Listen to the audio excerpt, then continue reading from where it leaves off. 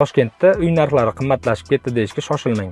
Hozir sizlarga 1 kvadrat ham chiqmaydigan joyni qanday qilib bir xonali kvartiraga aylantirishni ko'rsataman. Birinchi o'rinda joyni sal kengaytirish maqsadida odatiy oynalarni olib tashlab, tashqariga bo'rtib chiqqan oynalarni o'rnatamiz. Keyin esa oyoq tagiga kiyimlar uchun kichkina javonlar o'rnatamiz.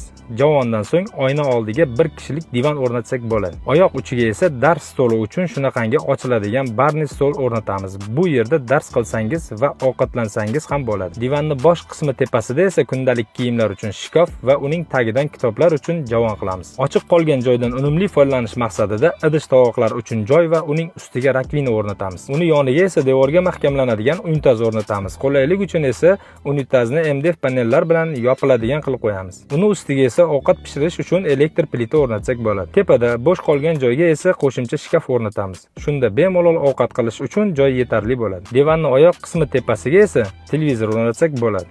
Shunda siz bemalol yotib televizor ko'ra olasiz. 1 kvadrat ham chiqmaydigan joyga qilingan yechimga baho bering va kommentariyalarda o'z fikringizni qoldiring.